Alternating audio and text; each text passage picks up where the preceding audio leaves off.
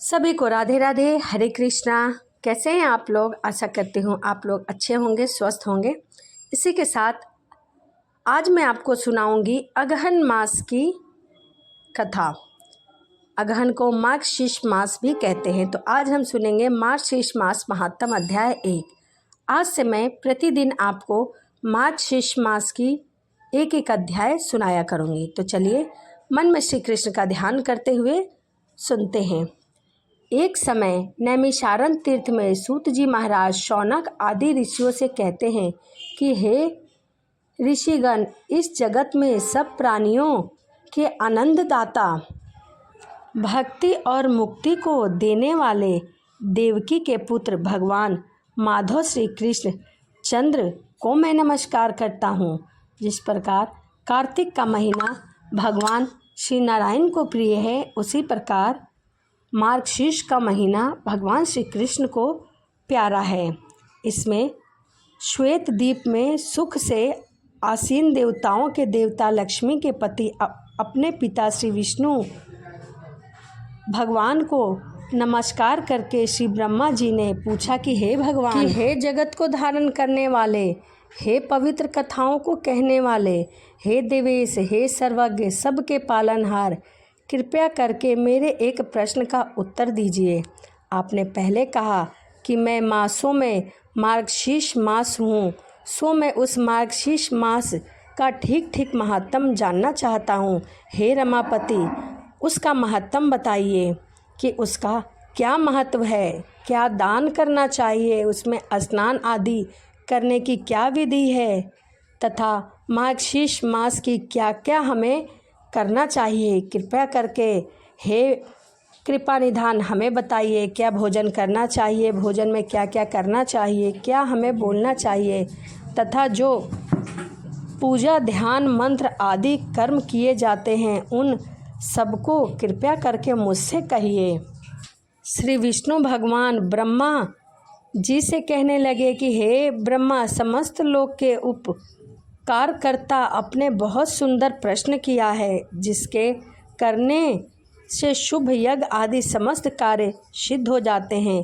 हे सूत जी, समस्त यज्ञों को करने से जो पुण्य फल की प्राप्ति होता है तथा जो सब तीर्थों में जो करने से फल मिलता है, उन सब फल की प्राप्ति मार्गशीर्ष मास के व्रत के सेवन से ही मिल जाती है। मार्गशीर्ष का महीना बहुत ही उत्तम माना गया है। मार्गशीर्ष के महीने में हे पुत्र, मनुष्य तुला पुष्प दान आदि करने से जो फल प्राप्त करता है, वह सब केवल मार्गशीर्ष मास के महात्म को सुनने मात्र से ही प्राप्त कर लेता है। मार्गशीर्ष का महीना बहुत ही पावन और पुण्य है। यज्ञ को करना, वेदों को पढ़ना, दान आदि देना, तीर्थों में स्नान आदि करना, योग को धारण करने मैं किसी के वंशीभूत नहीं होता हूँ, किंतु मार्गशीर्ष मास में स्नान, दान, पूजा, ध्यान, मौन, जप आदि के करने से मैं सहज ही वश में हो जाता हूँ। अन्य मासों में यह सब कर्मों को करने से मैं वश में नहीं होता, परंतु इस मास में हो जाता हूँ। मैंने तुमसे अत्यंत गुप्त बातें कही हैं, क्योंकि यह बातें हर किसी को नहीं पता, इसीलिए इस माह का पूजा करने का विशेष महत्व है। सर्वज्ञ निवास करने वाले देवताओं ने जब मेरी प्राप्ति के लिए यह अत्यंत सुलभ उपाय देकर अन्य धर्म आदि सेवन से इस मार्गशीर्ष के महीने को गुप्त कर दिया था, अतः मेरे भक्तों को मेरी प्राप्ति साधन समझ कर मार्गशीर्ष मास का सेवन अवश्य करना चाहिए।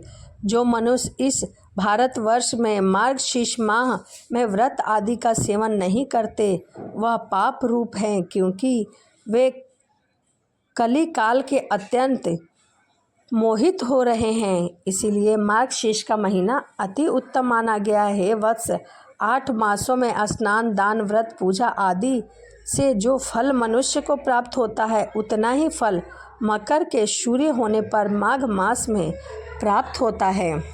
माघ मास में 100 गुना फल बैसाख मास व्रत सेवन से मिलता है और उस वैशाख मास सेवन से 1000 गुना अधिक फल तुला के सूर्य होने पर कार्तिक मास व्रत सेवन से मिलता है। परंतु कार्तिक मास व्रत सेवन की अपेक्षा कोटि गुना अधिक फल वृश्चिक के सूर्य होने पर मार्गशीर्ष मास में प्राप्त होता है। इस कारण मार्गशीर्ष मास समस्त मासों में श्रेष्ठ और मुझे अत्यंत प्रिय हैं। वह महीना मुझे अति प्रिय है। हे पुत्र, जो मनुष्य मार्गशीर्ष मास में प्रातः उठकर स्नान करके विधि पूर्वक पूजा करता है, उससे मैं बहुत प्रसन्न होता हूँ और उसकी आत्मा को अपना ही समझ लेता हूँ। हे पुत्र, इसमें तुमसे एक इतिहास का वर्णन करता हूँ जो तुम ध्यानपूर्वक सुनो। पहले पृथ्वी तल में नंद गोप नाम का एक प्रसिद्ध महात्मा हुआ करता था। गोकुल में उसकी 1000 परम सुंदरी कन्याएं हुआ करती थी। मेरे कथा के अनुसार उन कन्याओं ने मार्गशीर्ष मास में विधि पूर्वक प्रातः स्नान करके पूजा किया और भगवान की स्तुति की। इस प्रकार उनके व्रत सेवन से जो उन पर अत्यंत प्रसन्नता हुई, मैंने प्रसन्नता से उन कन्याओं को वर प्रदान कर दिया। मैंने अपनी आत्मा तक उनको दे दी, क्योंकि मैं उनकी पूजा से बहुत प्रसन्न हुआ। इसीलिए प्रत्येक मनुष्य को चाहिए कि वह यथा विधि मार्गशीर्ष मास का व्रत करे, सेवन करे।